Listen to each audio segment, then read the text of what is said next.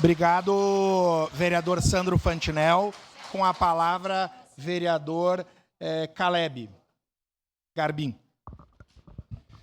Bom dia, senhor presidente, demais pares que estão aqui conosco, também a população caxiense que se reúne aqui nessa abertura do ano legislativo desta casa. E eu acho que quando nós falamos em demagogia e hipocrisia, a gente tem que ter muito cuidado em dizer que nós estamos desassociando a política nacional daquilo que acontece na nossa cidade, no nosso estado. Porque para alguns debates, quando é conveniente, a gente puxa a política nacional para dentro dessa casa historicamente. E quando não é conveniente, aí a gente passa por cima de falas, a gente não pune quem tem que ser punido, vereador Sandro Fantinel, como o senhor muito bem disse aqui nessa oportunidade. E nós também precisamos lembrar que antes de ser uma casa técnica, essa casa é política. Então, o apreço técnico é importantíssimo, mas nós estamos diante de um fator político que não pode ser esquecido. Inclusive, isso pode não ser importante para quem não pisou no barro como nós pisamos, né, capitão Ramon?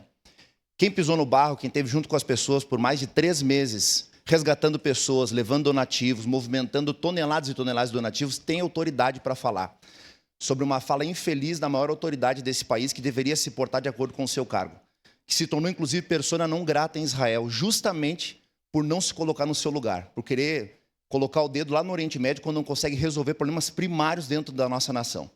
Inclusive, também, a gente precisa lembrar um ponto muito importante, que a descredibilidade do político só é descredibilizado político que é preguiçoso, que não trabalha e que é corrupto.